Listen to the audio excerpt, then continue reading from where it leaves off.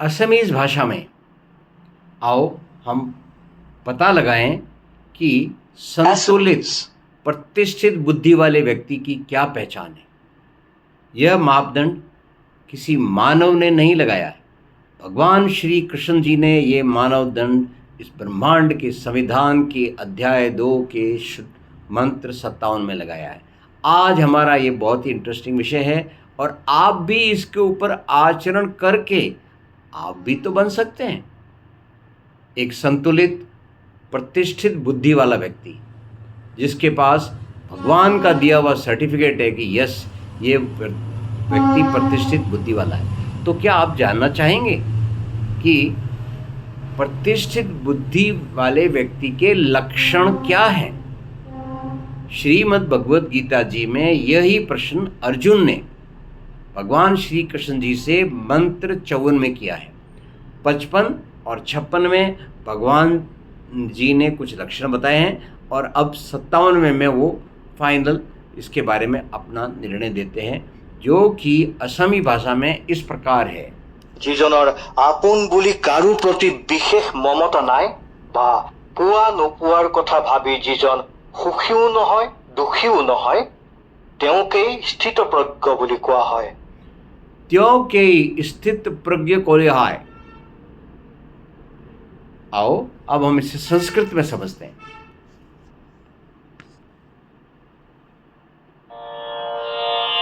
यः सर्वत्रान्विस्मयस्तत्तत्प्राप्य शुभाशुभम् नाभिनन्दति न द्वेष्टि तस्य प्रज्ञा प्रतिष्ठिता।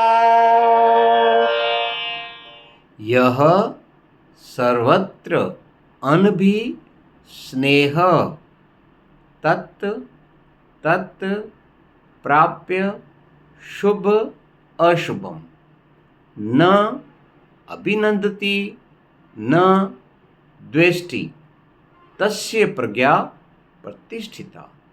तो प्रतिष्ठित प्रज्ञा वाले व्यक्ति के लिए मेरे असमी भाई और बहनों, मैं आपको अनंत सादर प्रणाम करता हूँ। आपकी अनंत भक्ति के लिए, अविचल भक्ति जो आपकी भगवान श्री कृष्ण जी में है, मैं उसके लिए आपको अनंत सादर प्रणाम करता हूँ। आज हमने आखिर उस प्रश्न का उत्तर पा ही लिया कि एक स्थित प्रज्ञ व्यक्ति की क्या पहचान है। अर्जुन ने यह प्रश्न श्रीमद् भगवद गीता जी के अध्याय 2 के मंत्र 54 में पूछा था। भगवान श्री कृष्ण जी उसे मंत्र 55, 56, 57, 58, 59, 60 और 61 के आधार पर उसको समझा रहे हैं, जिसमें से आज हम मंत्र 55, 57 पर हैं।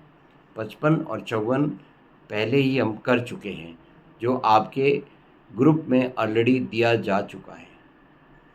मज़ेदार बात यह है कि यह इस काम में आपका कोई खर्चा नहीं है, कोई किसी भी प्रकार का आपको कष्ट करने की ज़रूरत नहीं है। आपने अपने आप को समझाना है कि मेरी भी यही जिम्मेवारी है, मेरा भी आचरण ऐसा ही होना चाहिए और मैं इसका अभ्यास करके इस जीवन में मोक्ष तो प्राप्त अपने आप हो ही जाएगा, परंतु स्थित प्रज्ञ व्यक्ति बनूंगा। आपके अनंत दुख, आपके अनंत बाधाएं रास्ता छोड़ देगी। ये प्रकृति माता आपको कह रही है कि आपके अनंत दुख और आपके अनंत बाधाएं समाप्त हो जाएगी जब आप इस तथ्य को अपने जीवन में अभ्यास करेंगे। आइए, अभ्यास करने लायक वो आचरण क्या है उसे हम असमी भाषा में समझें।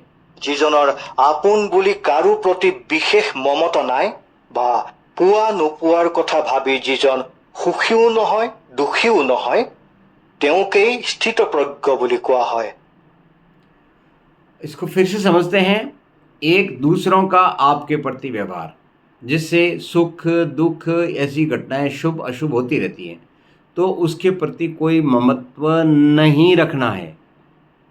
दूसरी है आप अपनी जिम्मेवारी निभा रहे हैं, उस जिम्मेवारी को निभाते हुए आप बार बार असफल हो जा रहे हैं। आप उससे कृपया करके दुखी न हो, और आप अपनी जिम्मेवारी को बहुत अच्छे से निभाया है। आपके बच्चे बड़े बड़े सफल प्रोफेशनल्स बन गए हैं, डॉक्टर इंजीनियर बन गए हैं। आप बड़ी खुशी से ताल ठोक रहे हैं कि मैंने बड़ा अच्छा काम किया। नहीं, ये सब प्रभु की लीला है और आपने उसी भाव से इसे लेना है। तो न सुखी होना है न दुखी होना है, चाहे घटना शुभ हो चाहे अशुभ हो। न ही कभी अभिनंदित होना है और न ही किसी की वस्तु के प्रति द्वेष्टि होता है।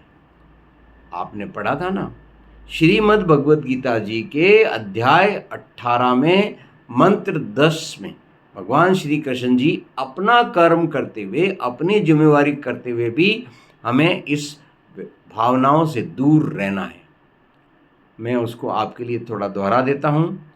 न द्वेष्टि अकुशलम कर्म, कुशले न अनुसजते, त्यागी सत्व समाविष्टः, मेघावी छिन्न संशय। क्या अर्थ है, क्या आचरण है, ये आप खुद आपके सामने श्रीमद् भगवद गीता जी उपलब्ध हैं, उनसे आप प्राप्त कर सकते हैं। आज की हम अपनी बात को यहीं पर विराम देंगे और उसके लिए हम पहले संगीत की भाषा में समझते हैं। आओ।